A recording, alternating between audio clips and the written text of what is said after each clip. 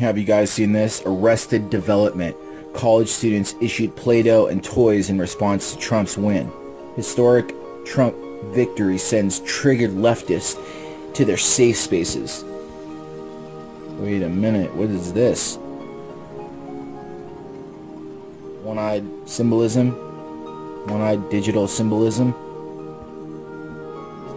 Alex Jones covers the latest coddling fad of colleges creating safe spaces with toys, coloring books, and even Play-Doh for their students in response to Trump's big win for the presidency.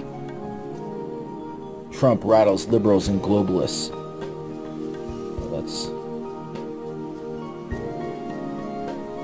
Okay, let's play this then.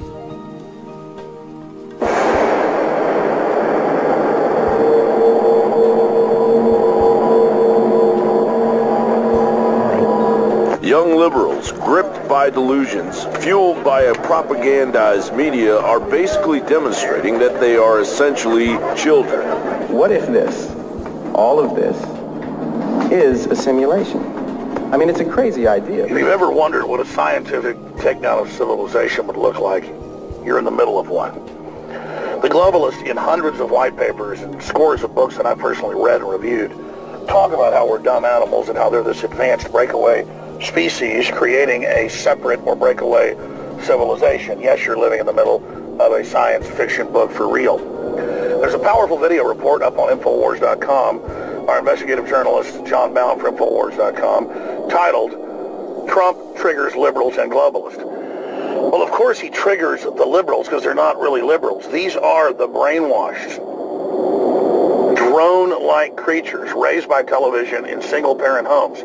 I'm not bashing you if you're from a single-parent home. The point is, statistically, that's who they are. And they believe mainstream TV, mainstream news, and the government is their mommy and their daddy. And a great illustration of this is how they're banning words, banning the terms mother and father, saying don't show masculinity, that hurts women. It's all anti-human. But now across the United States, he lists it and shows the actual university websites and news sites are announcing Play-Doh, coloring books, blowing bubbles, all of this. So everyone's supposed to act like children and cry and literally roll around on their backs like a 2-year-old toddler and then rolling over and beating their fists in the ground. So first we heard, you're supposed to be a man when you're 13 or 14. I certainly was. Certainly acted like one. Wasn't that mature mentally, but I was going after women and, standing up for myself as good as anybody. You arrest that now to like 18. Then you arrest it to 25, then 30. And then it goes on and on. You never grow up. You never learn to be self-sufficient. You're beyond domesticated. The domesticated animal, let's say a horse, if you dump some food out for it by its corral, it'll come over and eat it. They'll bitch about what it is and want you to come over and spoon feed it to them. And you can literally see these people as the dumbed-down, desperate victims of the system. The majority of them are women, mainly white women. They married the state. They never wanted a man. They believe men were inherently bad. They were taught this from birth. Their mothers taught them this, and now they are completely tripled down on the system, and their goddess, Hillary, who would have just doubled their unemployment like Barack Obama did for black people, and it didn't get delivered. And so they're threatened by men working hard and women working hard and men and women getting along and coming together in that magic union that's been there since the beginning of our species. They're threatened by it because they've already been put into an alien vacuum of anti-human garbage. And like in the movie Omega Man, a great allegory is they've been hit by a virus that turns them into undead, and he finds the cure for them, and they say, look, we don't want it. We like what we are. And they kill him. And so that's the point we've reached where you see the science of it, and you see those that are susceptible to it. And then the upper crust management class that knows what they're doing at the New York Times, the Washington Post, and CNN. It is despicable to farm fellow humans like this. But as the minions learn, who are feeding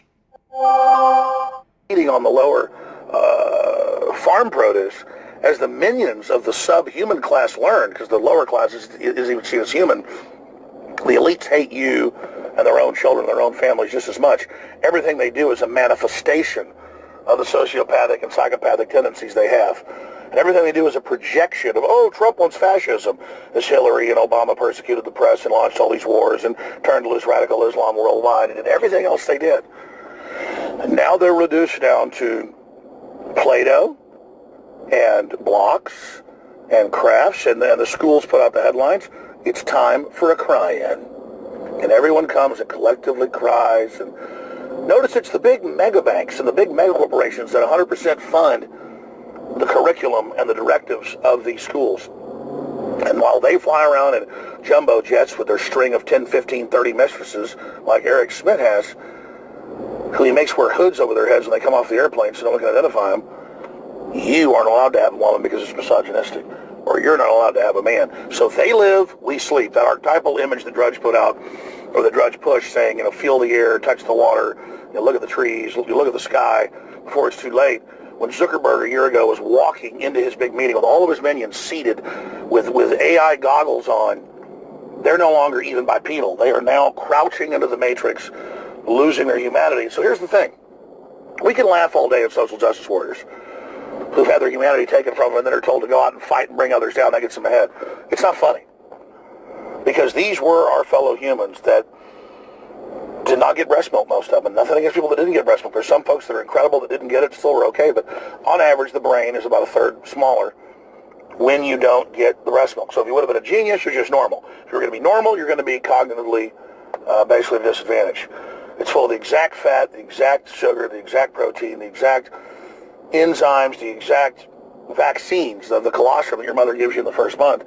And they know when a baby's in a crib. This is all Skinner stuff from 100 years ago, that it doesn't connect with people as well, that it feels alone, that it feels desperate.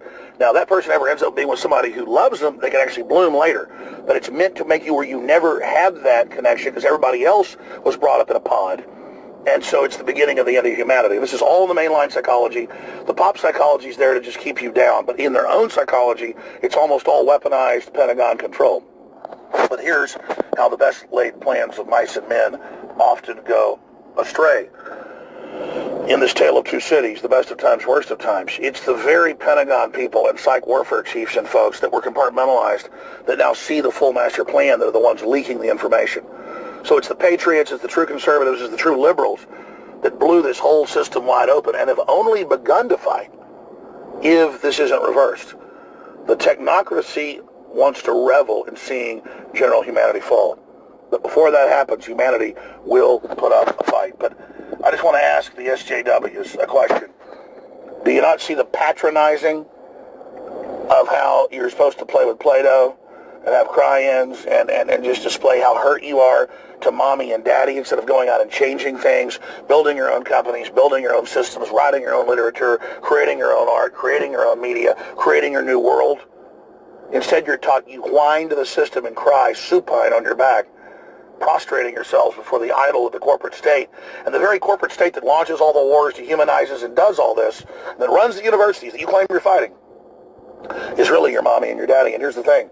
It's not... All right. Crazy stuff. I don't get these millennials and their safe spaces. But this is